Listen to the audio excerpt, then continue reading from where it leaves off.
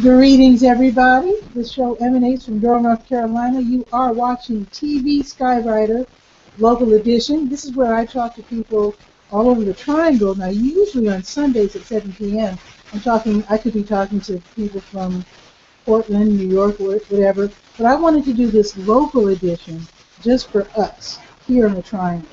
So my very special guest today is Beth Messersmith. She is from Moms Rising. Now, that's a national organization, right? We are. We have over 1 million members nationwide, and here in North Carolina we've got 37,000 members. Wow, I didn't know it was that big. Let's start off. Now, we were going to talk about the very special Martin Luther King celebration in Northgate Mall Monday, starting at 10:30. But I thought people would want to know what you're all about. So tell us about Moms Rising. Sure. So Moms Rising is working to build a family-friendly movement in this country around issues that families care about: family economic security, things like living wages, paid family leave, affordable child care, access to health care, fair pay. A lot of different issues that families need, and we try to do it in such a way that folks' real personal voices are able to be shared. So we'll collect stories from our members across the state. Just yesterday, we had one of our members had lunch with the president, sharing her experience having paid leave and what that meant for her family. So we try to take our members' voices all the way to the top. So you have that kind of clout? Well, together we have that kind of clout. We say that the voices of moms and the people that love them are powerful. And I think that over the last 8 years or so, we've proven that when parents speak, people listen. Okay. So how do you decide, with you being a national organization, how do you decide what projects to work on first? I can imagine jobs might be jobs are always important, but maybe jobs are like real crucial issue in a particular state where maybe it'll be paid leave in another state. So how do you decide here in North Carolina what projects to take on?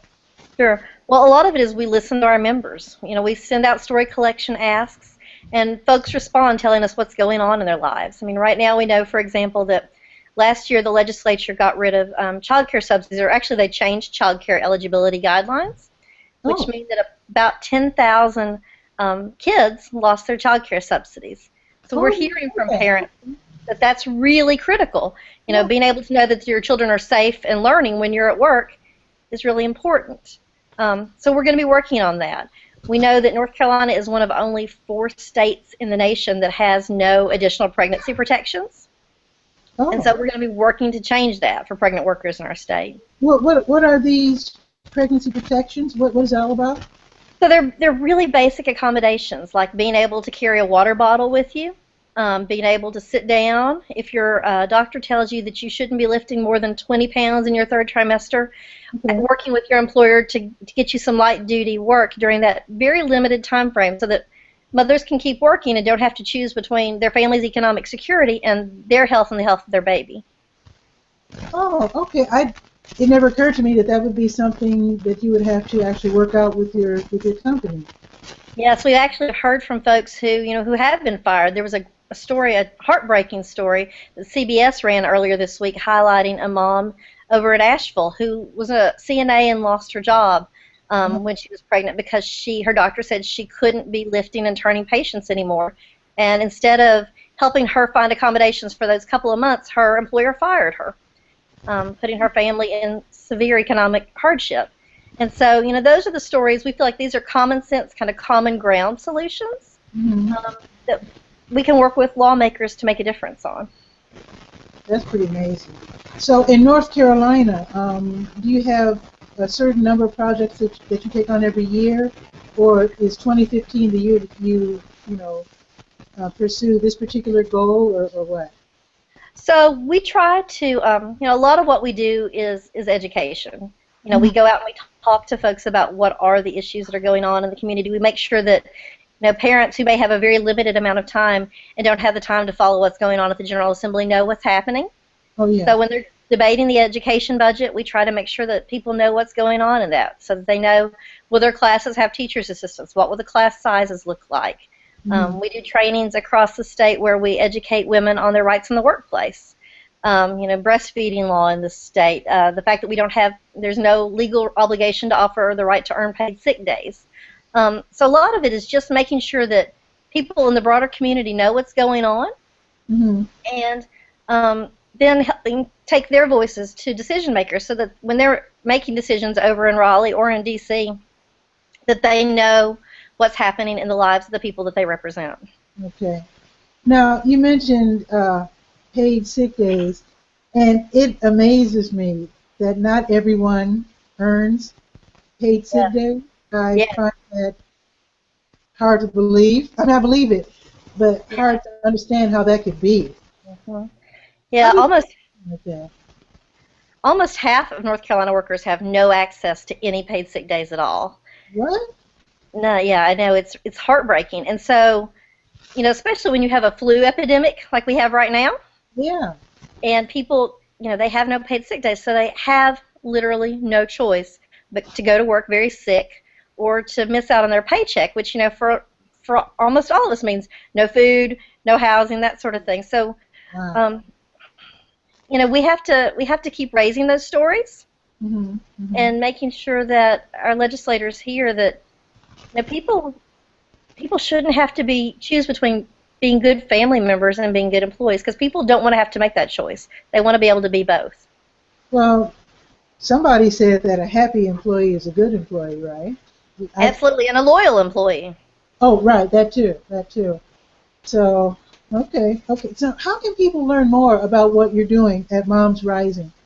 Sure. They can check us out at momsrising.org, and we have talks about all the issues that we work on.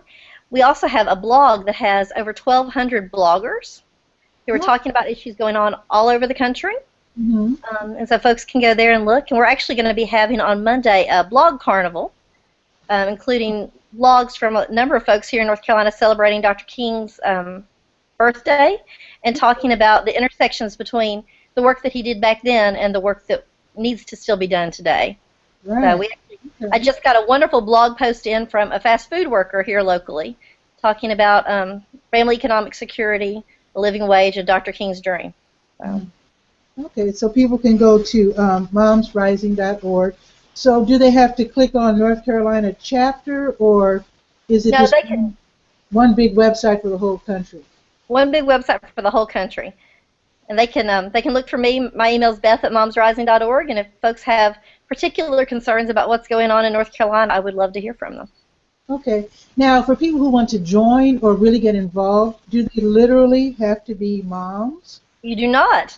We say, as long as you have a belly button, you can join. Okay. As long as you have or you had a mom, you care about a mom, we welcome you, because it's going to take all of us to build a society that works for everybody. Wonderful, wonderful. Now, you're working in partnership with a couple of other agencies to run this event. Martin Luther King celebration at Northgate Mall here in Durham, North Carolina. So tell us about that. So we are extremely excited to be partnering with Northgate Mall for the 5th year. It's grown. We started out they took a chance on us, and we had about 200 people show up that first year.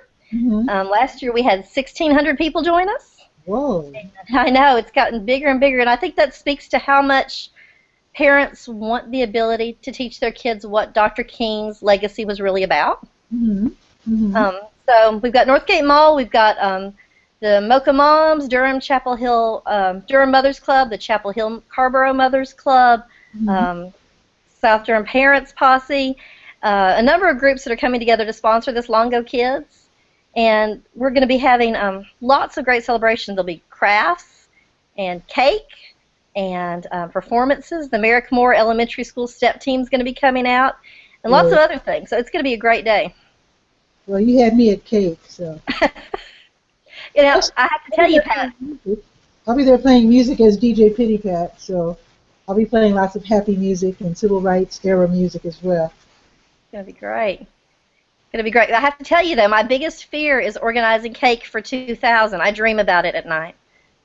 That's an awful lot of cake. I mean, that's a lot of cake. I mean, do you really think that each person can get a slice? Actually, okay, here's the thing. For the people watching, okay, let's ask the people to do what my mom and dad said they used to do when we were little. When we were going through real tough times, they always made sure that the kids got served first. So Absolutely. Absolutely. we can ask for the adults to kind of step back and let the kids have cake. And if there's not enough, I'd like to see at least all the kids get cake. I agree 100%. We don't, I don't really need to have cake. Adults don't need cake, not really. We know about Dr. King's message, and we understand all that. We can let the kids have the cake. So now the last time that I was there, I attended your event, I think at least twice, and you always had people from the civil rights era who told their story or who shared some information or whatever. So are you going to have anyone from that era on Monday to share their stories? So this year the way we're going to be doing it is we're going to be celebrating, this year we're celebrating Dr. King through the arts. And so we're going to have a lot of different breakout sessions so kids can go and learn different pieces. And so Durham County Library is going to be hosting a preschool age story time, an elementary story time, and a Spanish story time. And they're going to be reading children's books about Dr. King and the fight for justice. Then we're going to have Jackie Shelton Green, who is a veteran of the Civil Rights Movement, and she's also a North Carolina Poet Laureate from the Piedmont area.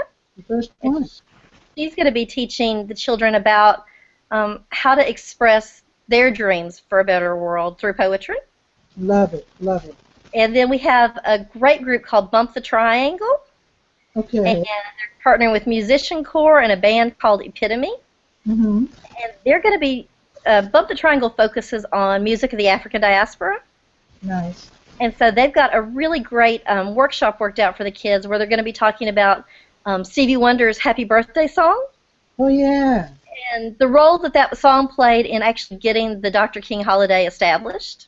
You know, a lot of people forgot about that. I mean, a lot of us know that song, but we forgot that that was a real important component on the drive to have Dr. King's Day become a day to be celebrated across the country. Absolutely. So they'll be working with the kids. So we're trying to give the children a chance to interact with the material and process it in their own ways this year. So we're very excited about it. I like that. I want you to be the same every year. Yeah. Like and one of the things that I'm most looking forward to is that the kids themselves will have an opportunity to also give back to the community. Oh, okay. So every year we ask families to bring canned food or new underwear or new socks or diapers to share with families who are served through Urban Ministries of Durham. Okay. And so we'll have our donation drop-off center. And some of the young men who are involved in Durham Public Schools Men of Honor program will be working with that. But we're also going to be having, we have almost 2,000 lunch bags. Ooh, nice. And we're going to be having children and families decorate those with encouraging messages. Every day, Urban Ministries serves about 200 lunches to those in need, the homeless here in our community.